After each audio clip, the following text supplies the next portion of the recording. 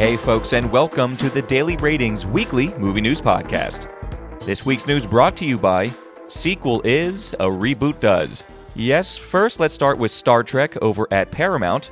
After Paramount rebooted the franchise with J.J. Abrams helming the 2009 Star Trek film, things were looking good for at least two films, but when the third film, Star Trek Beyond, was released, the weak or negative response to it halted what was going to be the fourth film that was already in development. Any Star Trek films were then halted, and a bevy of shows were then released, mainly for Paramount streaming service. Now, though, with new leadership, Paramount is going back to the well, and Star Trek will hit theaters again. This time, though, starting completely fresh and ditching what's called the Kelvinverse, which was the J.J. Abrams storyline with Zoe Saldana, Zachary Quinto as Spock, and Chris Pine as Captain Kirk. So no news as of right now of storyline, actors, or directors, but it is currently in development. There are some people online pushing for Paramount to buy Quentin Tarantino's Star Trek script, which actually does exist, as there was a possibility for Quentin to direct the Reboot film back in 2009. But time will tell, and that seems unlikely. We'll just have to keep an eye out for this. Many fans, including myself and Vincent Daly, quite liked what JJ had created, and Chris Pine and Zachary Quinto made a pretty good Kirk and Spock. So let's see what the new Paramount Skydance Corporation can give us. In more reboot news, The Mummy will be back for a fourth film in the Brendan Fraser Rachel Weisz storyline. In fact, the two actors will be back for the movie and also serving as executive producers.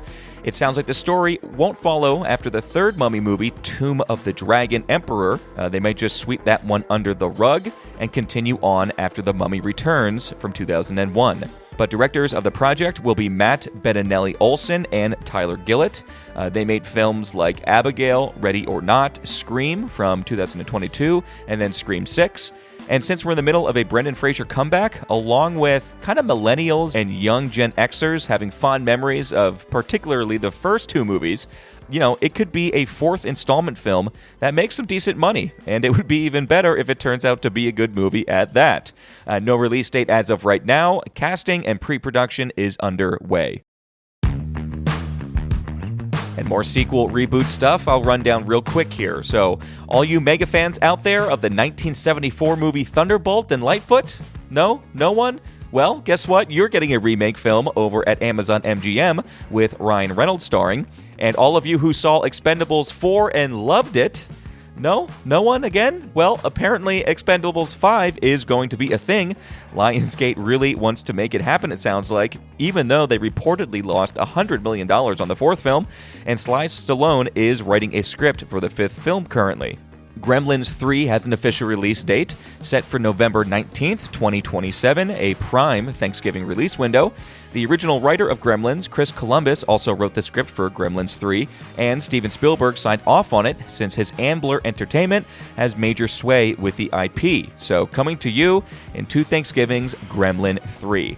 Director John Carpenter was at Philly Fan Expo recently and was asked of any possibility of a sequel to his beloved The Thing from 1982. And his quote was, "We're working on it right now," end quote. But he also did say that, "I don't know, we'll see." It was something else he said. So at least he's interested in working out the story, and we'll just have to see if a studio can get behind it and push for The Thing 2.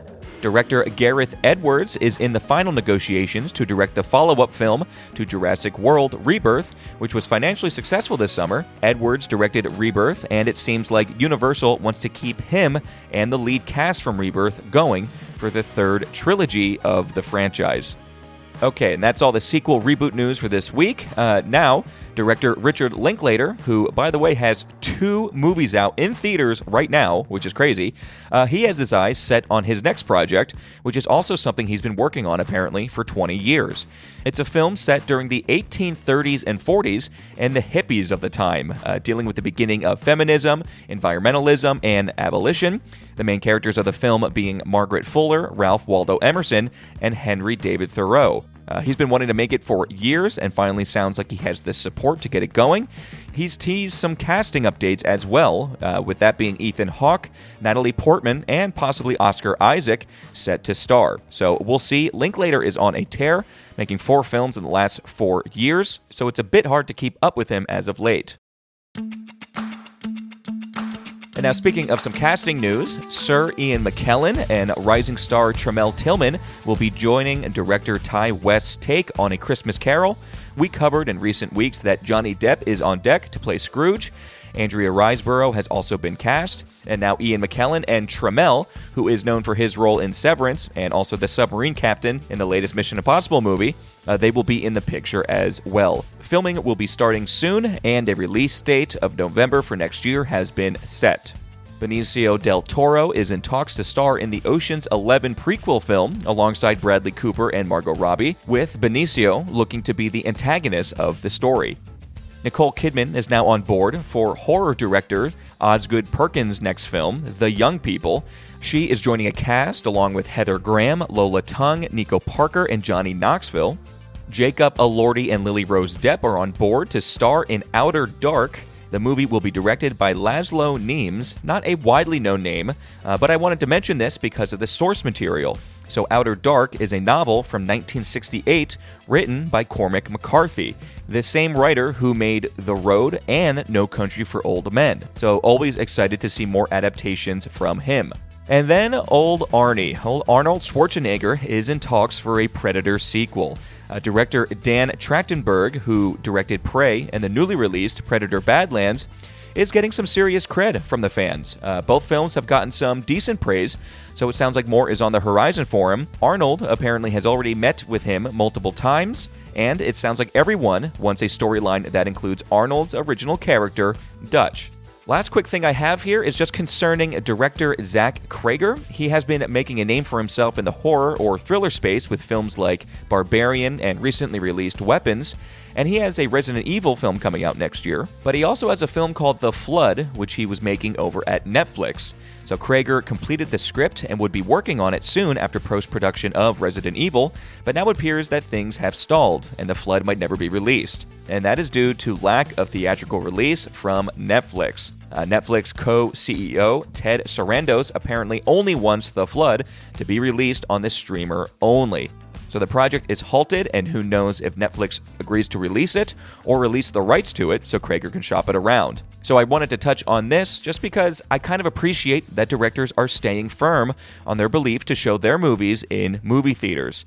Even though Netflix is a major player and has massive sway, it is good to see directors like Cregger's and Greta Gerwig, who threatened to walk away from Narnia production if it didn't get a theatrical run, and then also Joseph Kosinski, who took F1 to Apple after Netflix wanted it to be digital only. And even people like Rian Johnson, who will now be making films just with other companies. The more and more this happens with major directors, it might just make Netflix rethink the release strategy a bit more, which, if you're a fan of the movie theater, which I am, that is a cool thing.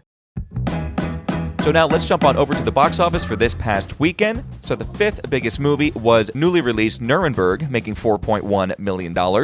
Fourth was a film called Sarah's Oil, and that made $4.5 million. Black Phone 2 was the third highest grossing with 5.3. That drama, Regretting You, is still up in the ranks, and that made $7.1 million. But the number one film this weekend was newly released Predator Badlands, making a pretty impressive, and I think best of the franchise, $40 million for its opening weekend, so not too shabby. But coming up this Thursday, Vincent Daly will be watching, rating, and reviewing actually none of those movies, because probably the biggest movie still this weekend was newly released Frankenstein over on, well, yes, Netflix. So we are doing a Guillermo del Toro director study this week, folks. So we're jumping back to 2006 to cover Pan's Labyrinth. Then in 2015, his movie Crimson Peak, the Oscar-winning movie The Shape of Water from 2017, and then finally, his newly released Frankenstein, available for everyone on Netflix now. So we'll see what Guillermo has in store for us. But that's it for your weekly movie news, folks. We'll leave you today with a quote from an actor, Brendan Fraser. "I wish I could go home. I've been on the road since May. I wonder if my dogs still remember me." And all right, folks, the Daily Ratings weekly movie news podcast, that was it. See you on Thursday.